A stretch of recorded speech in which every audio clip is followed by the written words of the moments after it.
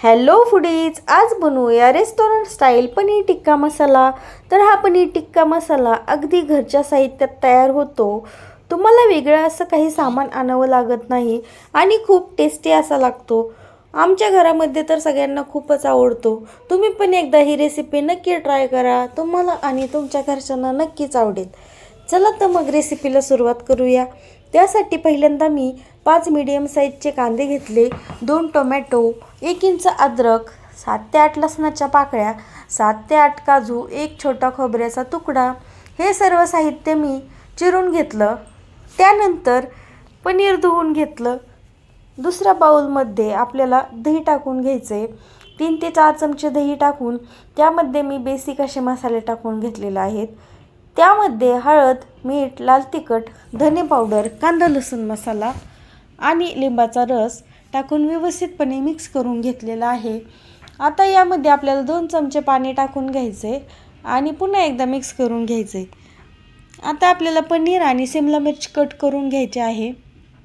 तर हे कट केल्यानंतर आपल्याला दह्याच्या मिश्रणामध्ये व्यवस्थितपणे मॅरिनेट करून घ्यायचे। आता आपल्याला एक वाटण बनवायला घ्यायचे।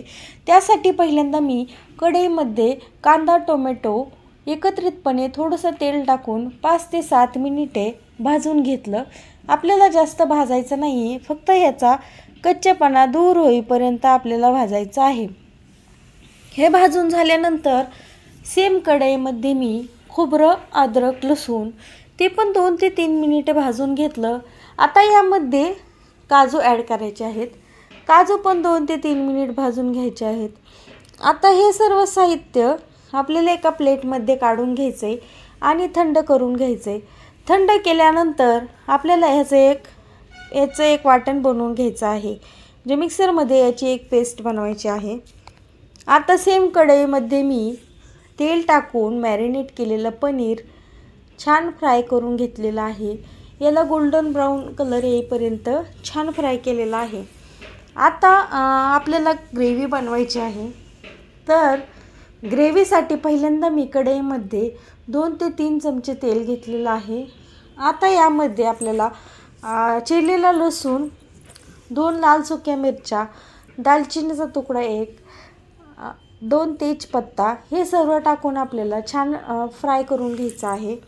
थोडंसं जिरं पण टाकायचं आहे आणि त्यानंतर आपल्याला तयार केलेलं हे वाटण आपल्याला यामध्ये ॲड करायचं आहे आणि त्यानंतर आपल्याला 15 ते 20 मिनिटे छान परतून घ्यायचं आहे।